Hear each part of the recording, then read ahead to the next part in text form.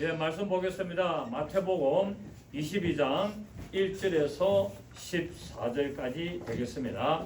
마태복음 22장 1절에서 14절까지 교독하시겠습니다. 제가 한 절하고 여러분 한 절 하는 걸로 하겠습니다. 예수께서 다시 비유로 대답하여 이르시되 천국은 마치 자기 아들을 위하여 혼인잔치를 베푼 어떤 임금과 같으니 그 종들을 보내어 그 청한 사람들을 혼인잔치에 오라 하였더니 오기를 싫어하더니 다시 다른 종들을 보내며 이르되 청한 사람들에게 이르기를 내가 오찬을 준비하되 나의 소와 살찐 짐승을 잡고 모든 것을 갖췄으니 혼인잔치에 오소서 하라 하였더니 그들이 돌아보지도 않고 한 사람은 자기 밭으로 한 사람은 자기 사업하러 가고 그 남은 자들은 종들을 잡아 모욕하고 죽이니 임금이 노하여 군대를 보내어 그 살인한 자들을 진멸하고 그 동네를 불사르고 이에 종들에게 이르되 혼인잔치는 준비되었으나 청한 사람들은 합당하지 아니하니 내 거리 길에 가서 사람을 만난 대로 혼인잔치에 청하여 오라 한데 종들이 길에 나가 악한 자나 선한 자나 만난 대로 모두 데려오니 혼인잔치에 손님들이 가득하니라. 임금이 손님들을 보러 들어올새 거기서 예복을 입지 않은 한 사람을 보고 이르되 친구여 어찌하여 예복을 입지 않고 여기 들어왔냐 하니 그가 아무 말도 못하거늘 임금이 사람들에게 말하되 그 손발을 묶어 바깥 어두운 데 내던지라. 거기서 슬피며 이를 가게 되리라 하니라. 청함을 받은 자는 많되 택함을 입은 자는 적으니라. 아멘. 우리가 잘 아는 전두환 대통령 제5공화국 시절에 어떤 기업체 그룹 회장이 대통령이 베푸는 만찬에 1시간 정도 늦게 오는 바람에 만찬장에 들어가지 못하게 되었고 그래서 괘씸죄에 해당이 돼가지고 그 그룹이 해체가 되는 비운한 어떤 그런 일들이 있었습니다. 그 그룹이 국제그룹이었죠. 그죠? 그리고 회장이 양정모 회장이었는데 그 전두환 대통령이 뭐 회의를 하고 만찬을 하는데 1시간 늦게 가는 바람에 그룹이 그냥 풍지박산이 되었습니다. 이것처럼 오늘 본문도 하나님이 천국 잔치를 베푸는데 이제 늦게 오는 이런 것들 또 어떻게 이 모습들을 잘 보고 있습니다. 오늘 내용은 악한 농부들의 비유와 연결되는 부분이고 복음을 무시해버린 이스라엘의 죄와 그에 따른 심판과 징계를 보여주고 있습니다. 그리고 이렇게 한 결과 어떻게 되느냐? 복음이 이방인에게로 넘어가게 되는 것을 잘 말하고 있죠. 자, 여기서 오늘 어떤 임금은 하나님을 비유하고 있고 아들은 예수 그리스도를 비유하고 있고 이 종들은 선지자들과 전도자들을 비유하고 있습니다. 이 비유에서 임금은 아들을 위해 혼인잔치를 베풀고 그 혼인잔치를 위해서 종들을 보내서 그 청한 사람들을 오도록 이렇게 초대를 했습니다. 그런데 이 청함을 받은 사람들은 반응이 냉담했죠. 나는 지금 바쁘다. 나는 지금 오늘 할 일이 많다. 나는 내 밭을 샀기 때문에 밭에 오늘 일하러 가야 되고 오늘 또 나는 이 사업을 하고 어떤 미팅이 있기 때문에 이 사람을 만나러 가야 된다라고 했습니다. 그럼에도 불구하고 이 종들이 우리 임금이 잔치를 다 준비해놨으니까 갑시다 하니까 화가 나가지고 그 종들을 일부는 죽이는 이런 일들을 일어나게 됐죠. 그래서 임금이 군대를 보내가지고 그 동네를 아주 그냥 쑥대밭으로 만들고 그 모든 사람들을 진멸하는 이런 모습을 보여주고 있습니다. 자, 이러한 비유는 뭐냐면은 선지자와 예수 그리스도를 통해서 하나님이 계속 초청을 하는데도 불구하고 그 초청을 거부하고 예수 그리스도를 배척하고 죽인 이 이스라엘에 대한 하나님의 심판을 오늘 우리에게 또 보여주고 있고 이 내용은 일어났을 뿐만 아니라 앞으로도 마지막에 일어날 내용들을 이렇게 비유를 보여주고 있습니다. 마지막에 여러분 마지막에 반드시 대환란이 있습니까 없습니까? 반드시 대환란이 있고 마지막에 이 백보자 심판이 있다는 것을 잘 보여주고 있습니다. 그래서 우리 성경은 천국이 있다 없다 이런 말들을 많이 하지만은 천국이 분명히 있습니다. 지옥도 분명히 있습니다. 제가 지난주에도 이야기 드렸죠. 만약에 천국과 지옥이 없다면은 제 목회 오늘 당장 때려치운다고. 왜 목회를 할 이유가 없어요. 천국이 없는데 목회를 왜 해요? 그러지 않습니까? 여러분한테 거짓말 해가지고 천국 있다 거짓말 해가지고 제 밥 먹고 살려고 목회한다? 천만의 만만의 말씀입니다. 여러분, 천국은 반드시 존재합니다. 지옥도 반드시 존재합니다. 그렇기 때문에 이 전 세계에 수많은 사람들이 예수를 믿고 신앙생활을 하고 있는 것을 알 수가 있습니다. 유명한 사람들도 기독교인들이 많이 있죠. 그 사람들이 몰라서 무식해서 공부를 못해서 아닙니다. 천국이 있기 때문에 지옥이 있기 때문에 그들은 예수를 믿는 거예요. 그리고 신앙생활을 하는 거예요. 그런데 오늘 본문처럼 자기 삶이 바쁘다 보니까 먹고 살기 바쁘고 해야 될 일이 많고 시대가 너무 지금 어떤 바쁜 쪽으로 가니까 예수를 못 믿는다는 거예요. 또 뭡니까? 천국이 눈에 안 보이고 지옥이 눈에 안 보이니까 뭐라 그럽니까? 죽어봐야 알지랍니다. 맞습니다. 죽어보면은 압니다. 죽는 순간에 아차! 천국이 있구나, 지옥이 있구나 알게 되죠. 죽는 순간.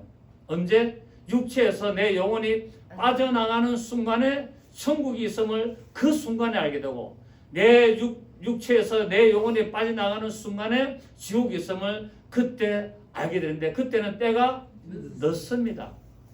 기회는 내가 육체가 살아있을 동안, 내 영혼이 육체 안에서 살아있을 동안에 그때 기회는 한 번뿐이라는 거예요. 한 번. 기회가 두 번 있으면은 내가 죽어보고 천국 있는가 없는 걸 내가 알고 다시 내가 예수 믿으면 되겠지만은 미안하지만은 그런 법은 없습니다.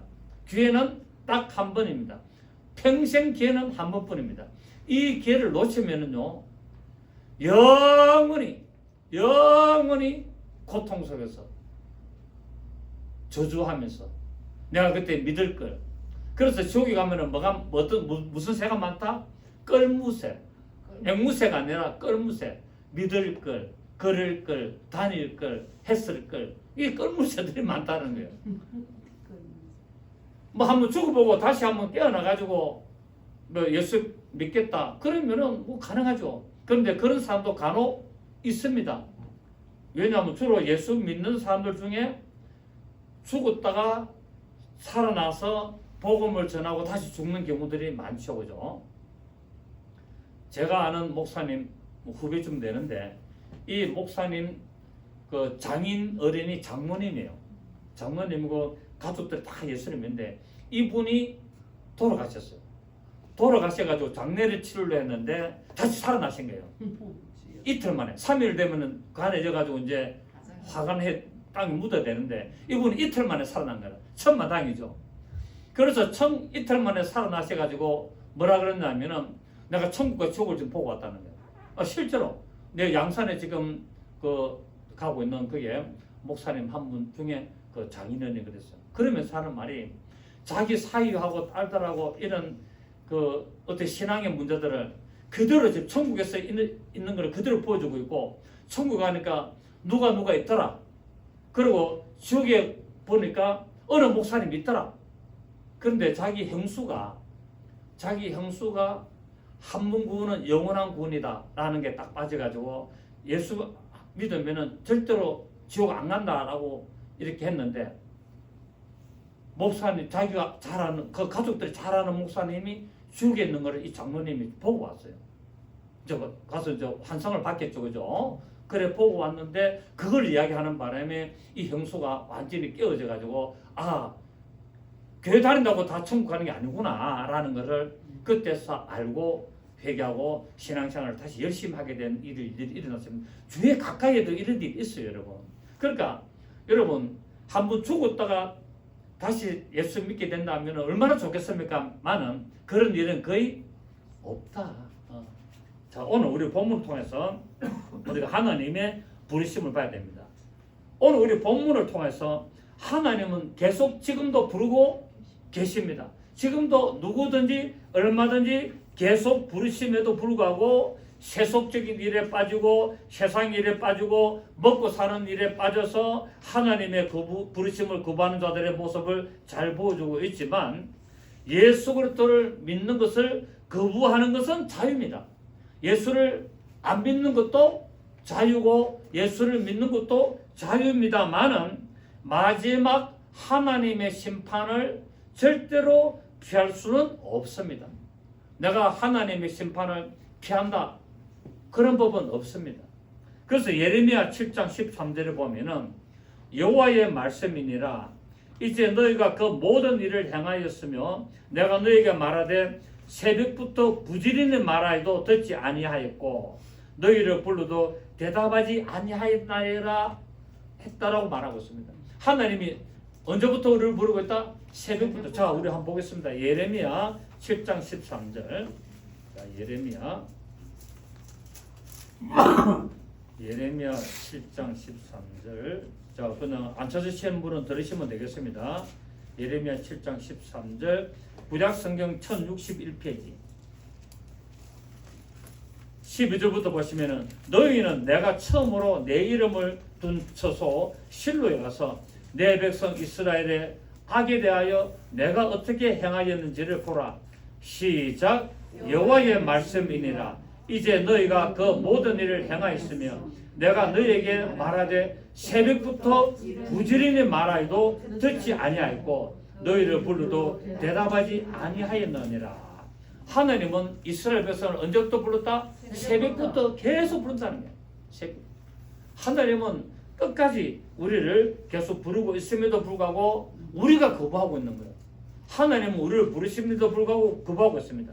자, 예수님께서는 오늘 본문에서 자기의 사역을 임금이신 하나님께서 아들을 위하여 베푼 혼인잔치의 비유를 하고 있고, 그래서 자신이 혼인잔치의 주인공이고 바로 천국의 주인공이라는 것을 비유를 통하여 나타내고 있습니다. 자, 오늘 본문에 보니까 임금이 그 종들을 보내어서 그 청한 사람들을 오라 했습니다.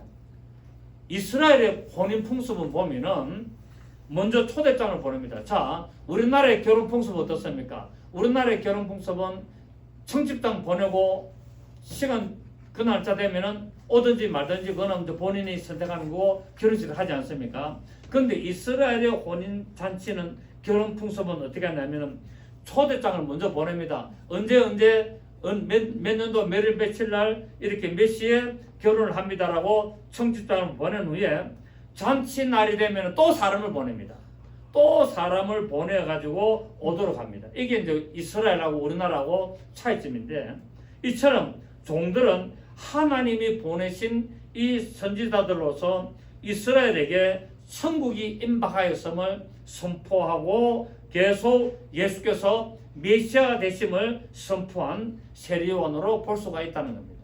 그래서 이제 하나님께서는 구약 성경에 통하여 나오는 선지자들을 계속 보내잖아요. 선지자들을 계속 보내가지고 천국의 혼인잔치에 초청을 하고, 또 마지막에 누구까지 보냅니까? 세례요한까지 보내서 초청을 하고, 그 다음에 최종으로 주인공 되시는 예수님이 오셔서 뭐라고 말씀했습니까? 첫 마디가 회개하라, 천국이 가까웠다라고 말씀을 했습니다. 자, 그래서 청함을 받은 자들은 바로 하나님의 말씀을 먼저 받은 이스라엘 백성을 상징하고 있고, 왜 이 청함을 받은 자들이 이스라엘이냐 하면은 이스라엘은 하나님의 택한 백성이기 때문에 그렇습니다. 하나님의 택한 백성이기 때문에 하나님이 먼저 이스라엘을 부르시는 거예요. 이스라엘을 부르시는 것은 이스라엘이 뭐 대단하기 때문에 부른 것이 아니라 이스라엘을 통하여 예수 그리스도께서 이 땅에 오시도록 예정하신 결과였다는 겁니다. 이스라엘 백성을 부르다는 것은 이스라엘 백성이 뛰어나고 잘나고 똑똑하고 뭐 그래서 부른 것이 아니라 하나님이 이 세상 중에서 가장 작은 민족인 이스라엘을 택하여서 그 이스라엘을 통하여 메시아가 오는 통로를 삼으시려고 이스라엘을 부르셨다고 말씀을 하고 있습니다. 그런데 이 이스라엘이 하나님이 부르시는 구원의 초청에 오기를 싫어함으로 말미암아 구원이 어디로 갑니까? 이방인으로 넘어가게 되는 것을 오늘 잘 보여주고 있습니다.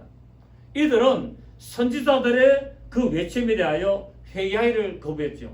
선지자들은 계속 와서 무엇을 이야기합니까? 회개하라고 이야기합니다. 선지자가 이스라엘에 와가지고 하는 말들의 핵심이 뭐였을까요? 회개하라. 너희들이 하나님의 말씀을 따르지 않고 너희들이 네 마음대로 살고 세상적으로 정욕과 욕심대로 사는 것을 회개하라는 골자를 계속 선포하고 있습니다. 그래서 엘리야도 와서 예레미야도 와서 말라기도 와서 전부 다 뭡니까? 모든 선지자들은 와서 무엇을 말하고 있냐면 하나님의 말씀에 합당하지 않은 것을 회개하라. 왜? 천국에 있기 때문에. 천국이 있고 지옥이 있고 하나님의 심판이 있고 하나님의 구원이 있기 때문에 하나님의 말씀에 합당하지 않는 모든 사람들을 회개하고 돌이켜야 된다고 외쳤으나 이 이스라엘은 회개하기를 거부하고 돌이키지를 않고 오히려 그 선지자들을 죽이고 심지어는 예수님께서 오셔서 회개하라 천국에 가까웠다라고 했음에도 불구하고 그 예수 그리스도를 십자가에 못 박혀 죽이는 이런 일들을 하였습니다. 그러나 하나님께서는 이스라엘 백성들에게 끝까지 인내를 보여주시고 사랑으로 계속 부르시는 모습을 또 우리는 알 수가 있습니다. 그래서 오늘 혼인잔치에 모든 것을 다 준비하시고 돌아오기만을 기다리고 계시는 거예요. 여러분, 천국은 내 어떤 노력으로 가는 게 아닙니다. 천국은 무엇으로 갑니까? 믿음. 예수 그리스도를 믿는 믿음으로 가는 거예요. 그럼 우리에게 행함이 왜 있어야 되느냐? 내가 예수 그리스도를 믿는 믿음의 표로 행함이 따라온다는 사실을 알 수가 있는 겁니다. 여러분, 예수를 믿음에도 불구하고 세상적으로 계속 살아간다면 그것은 믿는 행위가 아니라는 겁니다. 예수 그리스도를 나의 구세주요, 그분이 바로 메시아고 그분이 나의 구원자라는 것을 믿는다면은 우리는 그분의 말씀을 어떻게 됩니까? 따라 살아가야 되는 거예요. 자식이 부모가 시킨 대로 순종하고 따라가는 것이 당연한 삶인 것처럼 우리는 누구의 말씀을 하나님의 말씀을 믿고 우리는 그 말씀을 따라가는 삶을 살 때 우리에게 뭐가 있느냐? 구원의 큰 역사가 있고 하나님의 축복이 나타나는 것을 알 수 있습니다. 자, 오늘 본문을 보니까 이 종들이 이렇게 초청을 한데도 불구하고 하나는 자기 밭으로 하나는 자기 사업차로 가고 또 더러는 종들을 잡아 모욕하고 죽였다라고 말씀을 하고 있습니다. 결국 뭡니까? 천국 복음을 무시한 거죠. 현실적인 삶에 어떤 이익에 눈이 어두워가지고 복음을 받아들이지 못하는 것을 말하고 있습니다. 여러분, 지금 시대가 어떤 시대입니까? 먹고 살기에 바쁜 거예요. 먹고 살기 바빠. 그 때문에 예수 믿으라면은 내가 좀 먹고 살기 바쁜데 내가 예수 믿을 시간이 어디 있느냐 그렇게 이야기하고 있습니다. 그런데 물론 그 중요하죠. 그럼에도 불구하고 예수를 어떻게 된다고요? 믿어야 된다는 거예요. 왜? 우리 삶은 이 세상에서 영원히 사는 것이 아니에요. 이 삶은 유한한 삶입니다. 무한한 삶이 아니라 유한한 삶이에요. 우리가 오래 살아봐야 100살입니다. 그렇지 않습니까? 물론 더 사시는 분도 계시고 더 못 사는 분도 계시지만은 성경에는 뭐랬습니까? 인생이 70이고 강건하면 80이다. 물론 100세도 살고 90도 살고 110세 사시는 분이 있지만은 성경의 기준으로 보면은 80까지가 건강하게 삽니다. 80 넘어가면은 사람에게 뭐가 옵니까? 병들이 나타나는 거예요. 그래서 아주 짱짱하고 아주 건강하게 사는 것은 거의 80을 기준으로 보시면 되는 겁니다. 틀림없습니다, 여러분. 우리 두 분 계시지만은 80 넘어가니까 좀 몸에 기력도 떨어지고 병들이 오지 않습니까? 그죠? 그렇습니다.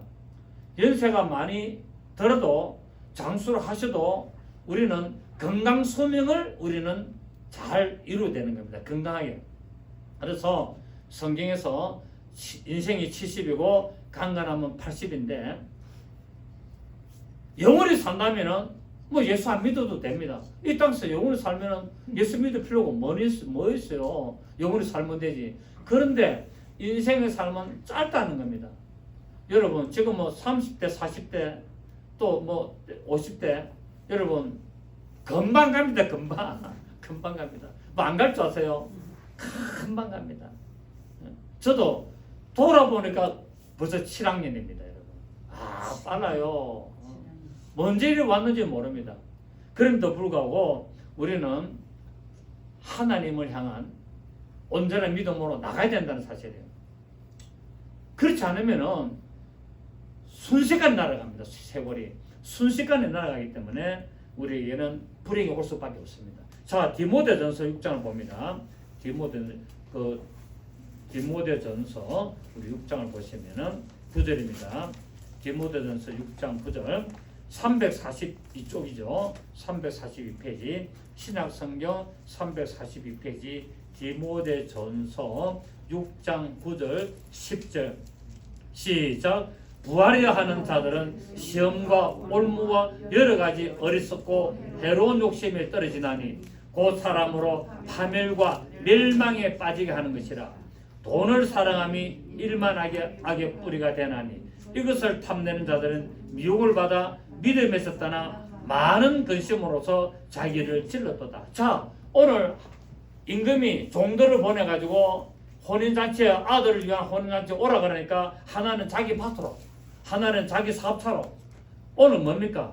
바로 자기의 어떤 일 때문에, 그것 때문에 믿음을 가지지 못한다는 것을 말하고 있죠. 그래서 오늘 9절에 뭐랬습니까? 부활해야 하는 자들은 어디에 떨어진다? 시험과 올무에 떨어진다. 부활해야 하는 자들은 시험과 올무와 여러가지 어리석고 해로운 욕심에 떨어지나니 곧 사람으로 파멸과 멸망에 빠지게 하는 것이라. 돈을 사랑함이 일만하게 뿌리게 되나니 이것을 탐내는 자들은 미혹을 받아 믿음에서 떠나 많은 근심으로서 자기를 찔렀도다. 여러분, 돈을 싫어해라 말이 아니에요. 돈이 필요 없다는 말이 아니에요. 돈을 사랑하지 말라는 거예요.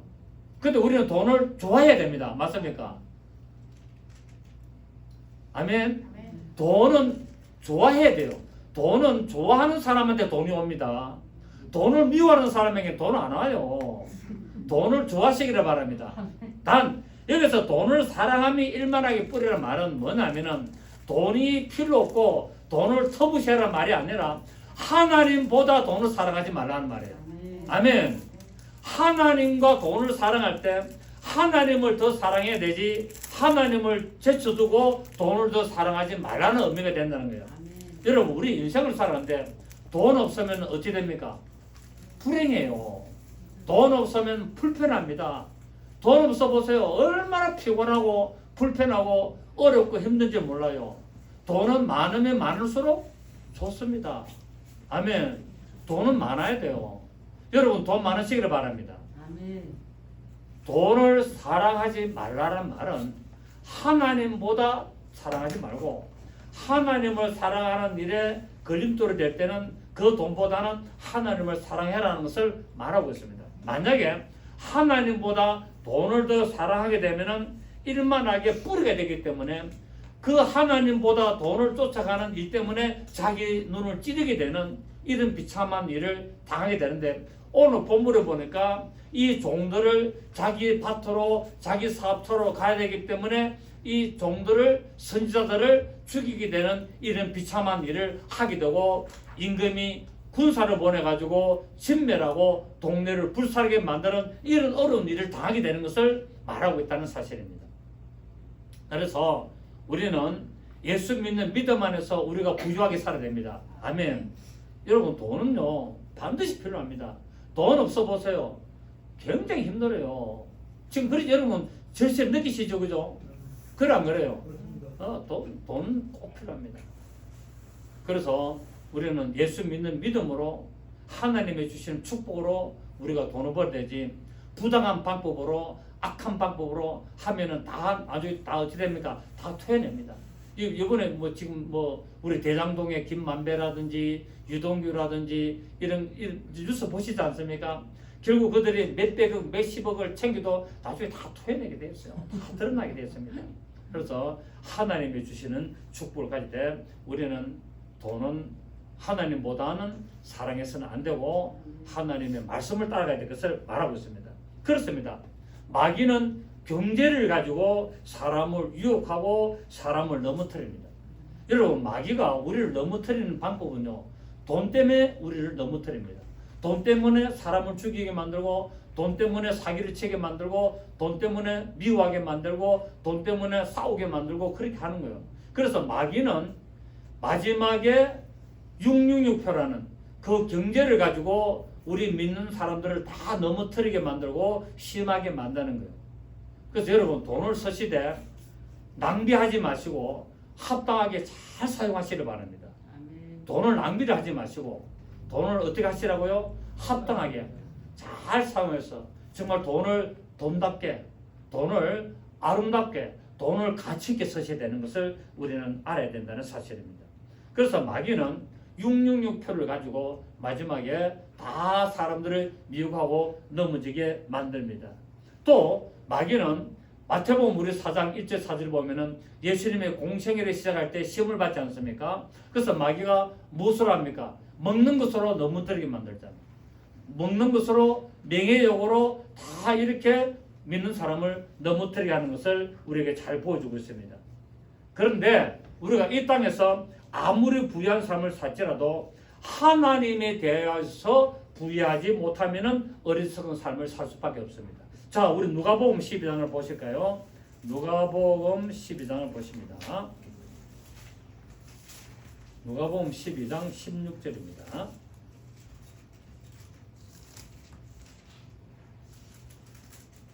누가복음 12장 16절 신약성경 115페이지 누가복음 12장 16절 115페이지입니다. 누가복음 눅 찾으시면 됩니다.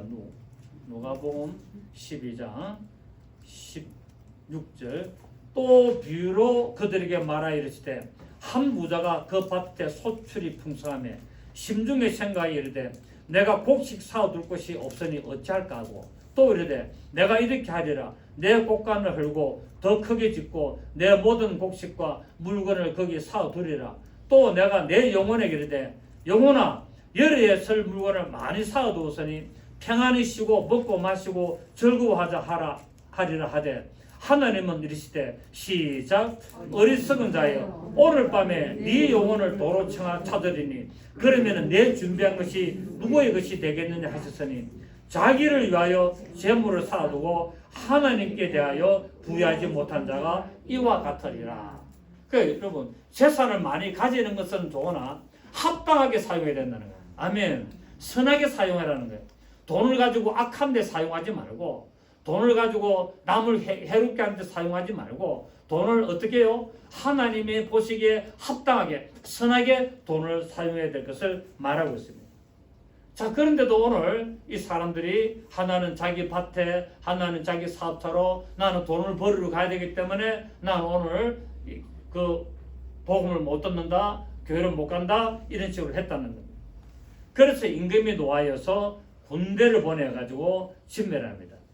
우리가 지난주에 했던 것처럼 악한 농부들의 비유처럼 주일이나 임금의 명령을 무시하는 것을 바로 하나님은 모독하는 것이기 때문에 징계를 자초하게 되는 것입니다.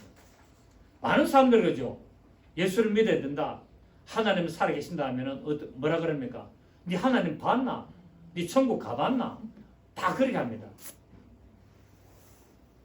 얼마나 어리석은 질문인지 모릅니다. 만약에 하나님을 내가 봤다, 천국을 봤다 하면 이 세상에 안 믿을 사람이 한 사람도 없을 것입니다.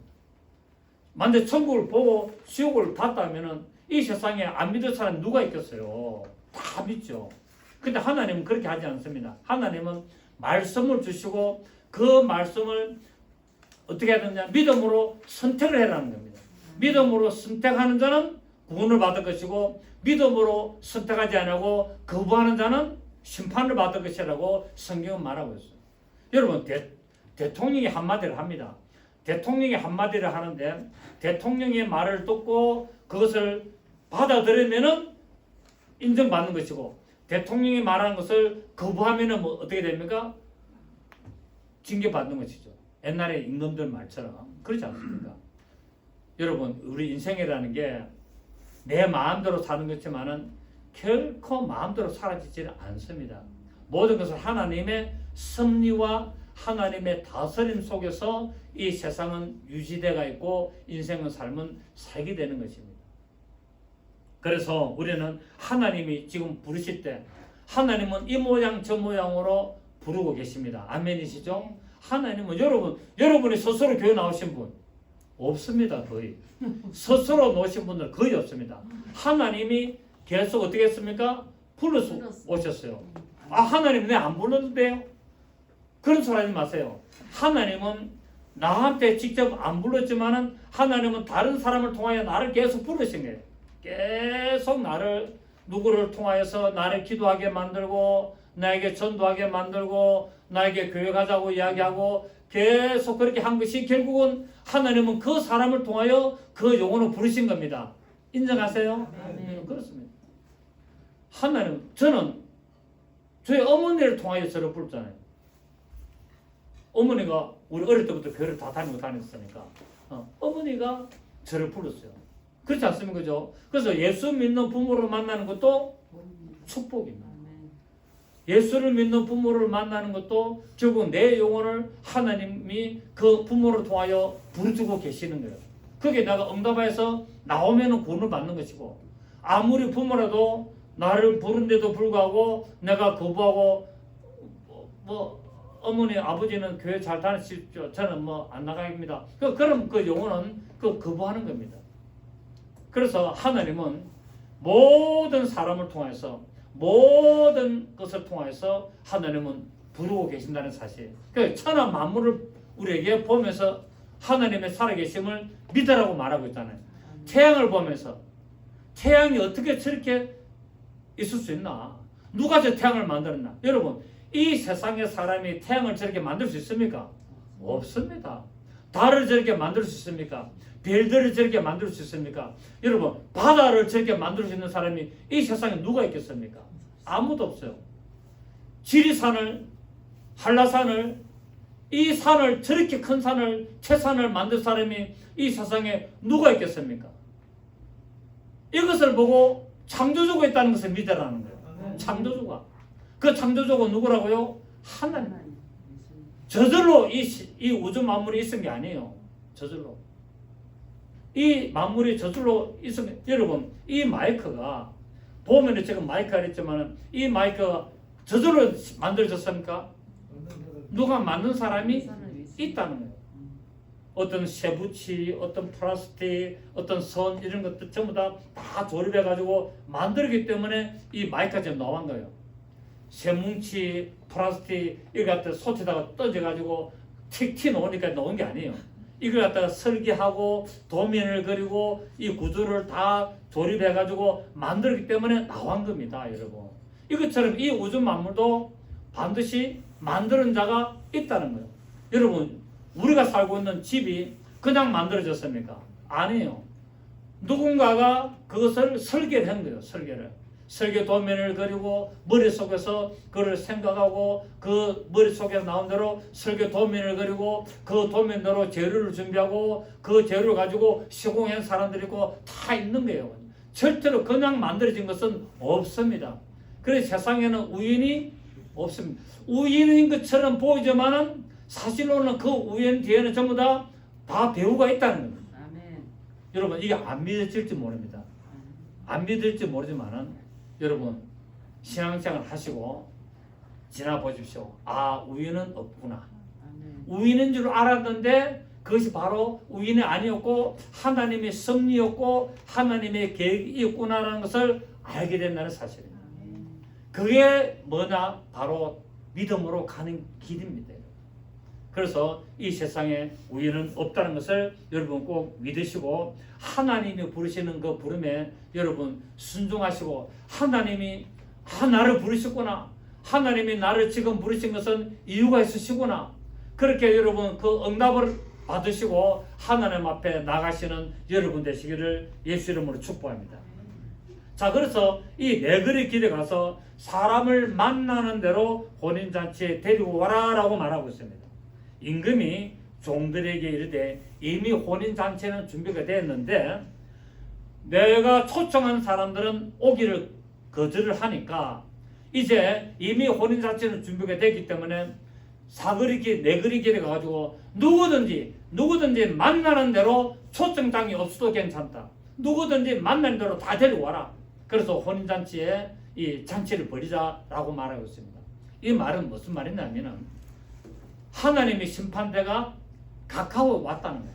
하나님의 심판대가 가까워 왔기 때문에 이 심판대는 초청을 받는 사람이 거절을 하면은 초청을 안 받아도 누구든지 얼마든지 하나님 앞에 나올 수 있는 것을 말하고 있습니다.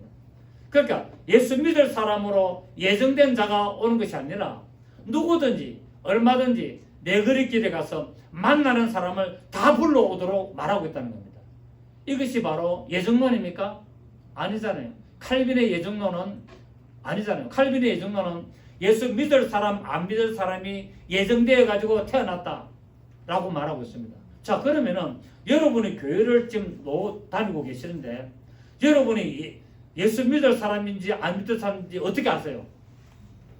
나는 만약에 나는 안 믿을 구원을 못 받을 사람으로 나는 예정되어 있는데 내가 태어나가지고 내가 옆에 사람 때문에 교회를 다니고 있어.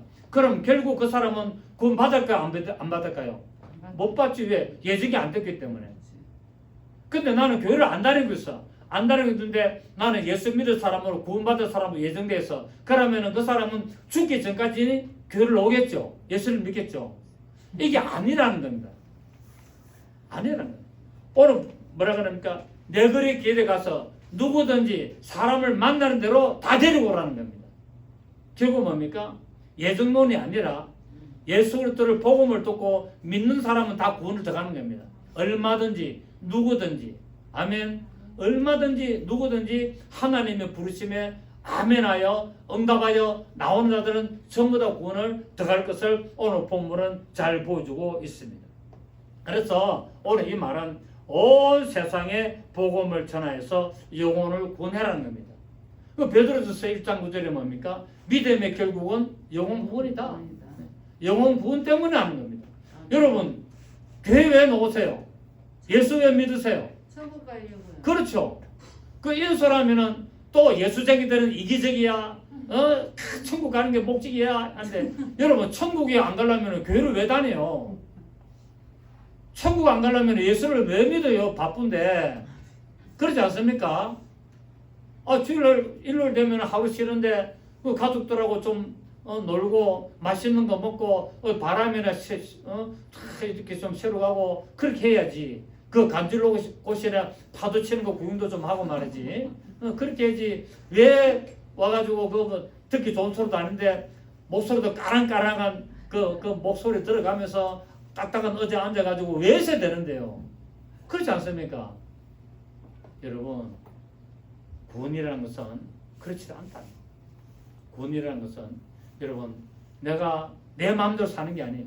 하나님이 부르시는 그 목적대로 사는 겁니다. 아멘. 자, 그래서 우리는 복음을 전파하는 일에 우리가 쓰임 받아야 되는데 성경에 기록된 율법과 복음은 내가 받아서 감직하라고 주신 것이 아니라 내가 복음을 받았으면 그것을 어떻게 하라고요? 전하라고 주신 것입니다. 그런데 이스라엘은 율법을 자기들만 받은 것 줄로 알고 무시했다는 거예요. 이방인들은 무시했고 또 사도들도 복음이 바로 이스라엘에게만 해당되는 줄 알았어요. 이스라엘 사람들은 율법도 자기들 것인 줄 알았고 또 이 사도들도 예수 그리스도를 말미암아 복음을 받을 때 이 복음도 자기들 것 줄 알았어요. 그래서 전할 줄은 몰랐어요. 그러니까 교회가 어떻게 일어납니까? 큰 핍박이 일어나잖아요. 교회가 큰 핍박이 일어나는 바람에 그 초대교회가 다 흩어지지 않습니까?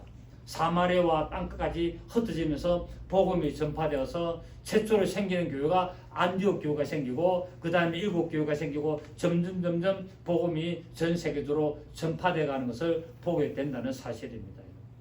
그래서 복음은 내가 받았다고 해서 나만 좋으라고 나만 구원받고 나만 천국 가라고 하는 것이 아니라 내가 복음을 듣고 내가 깨닫고 내가 천국 가는 길인 줄 알았다면 내 주위 사람들에게 전해야 된다는 사실입니다.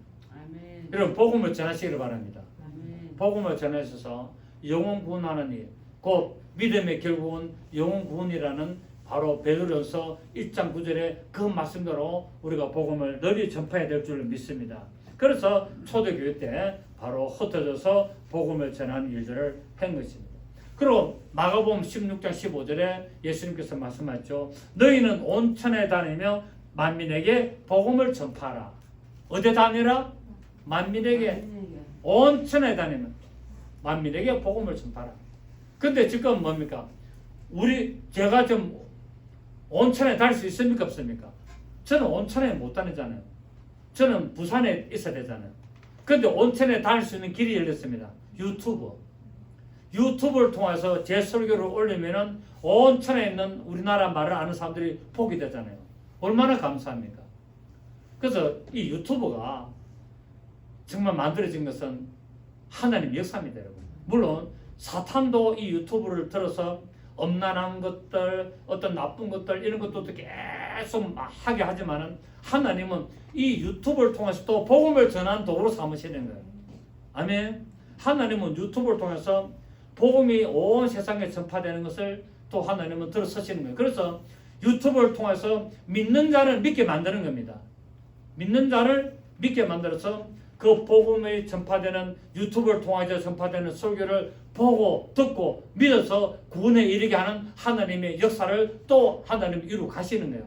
물론 사탄도 유튜브를 통해서 뭡니까? 아주 나쁜 일들을 저질스러운 것들 이런 것들을 전폐해가지고 타락시키는 일도 합니다만은 그러나 하나님은 우리에게 또 온 천에 다니며 만민에게 복음을 전파하라는 이 사명을 멀리는 가지 못하지만 유튜브를 통해서도 할 수 있도록 길을 열어주신 것을 알 수가 있습니다. 그래서 이 구원이 이제 오늘 본문에서 이스라엘에서 이방인에게로 넘어가는 것을 보여주고 있습니다. 천국 잔치에 참여하는 복을 이방인이 먼저 받게 되었습니다. 초청을 받은 이스라엘은 거부를 했고 그 이스라엘이 거부하는 바람에 온 사거리 내거리란 말은 뭡니까? 온 세상을 말하잖아요. 온 세상에 나가서 만나는 사람 곧 이방인들에게 복음을 전해서 천국 혼인잔치에 들어가는 것을 말하고 있습니다. 갈라디아서 3장 7절 봅니다. 갈라디아서 3장 7절. 갈라디아서 3장 7절 보시면 신약성경 305페이지입니다. 신약성경 305페이지 갈라디아서 3장 7절에서 9절 보면은 그런즉 믿음으로 말미암은 자들은 아브라함의 자손인 줄 알자다. 또 하나님이 시작 이방을 믿음으로 말미암아 의로 정하실 것을 성경이 미리 알고 먼저 아브라함에게 복음을 전하되 모든 이방인이 너로 말미암아 복을 받으리라 하였느니라. 자, 하나님은 이스라엘을 구원하려고 그랬습니까? 하나님은 모든 사람을 구원하려고 했습니까? 하나님은 모든 사람을 구원하려고 이스라엘을 부르다는 겁니다. 그래서 하나님은 이스라엘을 먼저 구원하려고 한 것이 아니라 먼저 이방인을 구원하려고 성경이 먼저 정했다는 겁니다. 자, 다시 8절 보십시오. 또 하나님이 이방을 믿음으로 말미암아 의로 정하실 것을 성경이 어떻게 알았다? 미리 알고 먼저 아브라함에게 복음을 전했다. 그러니까 모든 이방인들을 구원하려고 하나님은 계획하시고 그 일을 이루시려고 아브라함을 부르다는 겁니다. 아멘. 아브라함을 불러서 모든 이방인이 너로 말미암아 복을 받으라. 이게 복이 뭐냐면은 영혼 구원의 복. 이게 복은 경제적인 물질의 복을 말하는 게 아니에요. 여기에 복은 어떤 복? 영혼 구원의 복을 말하고 있습니다. 그래서 우리는 하나님의 계획하심에 따라 우리는 구원을 받게 되고 하나님의 뜻대로 우리가 나가게 됩니다. 구원받은 자는 예복을 입고 들어가야 됩니다. 이 예복은 무엇을 말합니까? 성도들의 옳은 행실을 말하고 있습니다. 그래서 예수 그리스도를 믿고 구원을 받은 자는 반드시 무엇을 입어야 된다? 예복을 입어야 된다는 거예요. 그 예복을 입어야만이 어디에 들어갑니까? 혼인잔치에 들어갈 수 있습니다. 여러분, 결혼을 하는데 신랑 신부가 옷을 갖다가 작업복 입고 들어가면 됩니까? 안 됩니까? 결혼식을 하는데 신랑이 땅을 파다가 청바지 흙 막 묻고 어디 티셔츠에다 땀이 좀 쩔어가지고 막 그래 했는데 혼인잔치 하는데 신랑이 딱 그래 들어가면은 어리지 않잖아요. 신부가 어떻게 됩니까? 신부가 웨딩드레스를 딱 입고 들어가야 되는데 신부가 그냥 작복 입은 바람으로 부엌에서 일하는 바람으로 들어갈 수는 없다는 거예요. 그래서 반드시 그 모임에는 뭐가 있어야 된다? 그 모임에 맞는 옷을 입어야 되는 거예요. 그렇게 천국 혼인잔치에는 무엇을 입어야 된다? 예복을 입어야 된다. 근데 이 성경에서는 예복을 뭐라 그러냐? 성도들이 옳은 행실이라고 말하고 있습니다. 여러분의 복음을 듣고 예수를 믿었습니까? 그렇다면 예수를 믿는 올바른 행실을 하셔야 된다는 사실이에요. 그 올바른 행실을 해야만이 쫓겨나지 않는다고 말하고 있다. 오늘 예복을 입지 않는 사람을 어떻게 부릅니까? 바깥 어두운데 내 쫓아라고 말하고 있지 않습니까? 그래서 여러분 예수 그리스도를 믿으시는 여러분이요, 말씀을 들으신 여러분이요, 여러분 예복을 입으시길 바랍니다. 예복이 무엇이라고요? 성도들의 올바른 행실을 말하고 있습니다. 예수 믿으면은 예수 믿는 사람답게 살아라는 것을 말하고 있죠. 예수 믿는 사람답게, 신앙인답게 그런 삶을 살아야 될 것을 말하고 있습니다. 그래서 우리는 이 아들의 혼인잔치를 위하여 우리가 올바른 예복을 입고 하나님의 그 부르심에 아멘하여 들어가는, 그래서 구원의 반열에 동참하는 여러분 되시기를 예수님의 이름으로 축복합니다. 좋으신 주님 감사드립니다.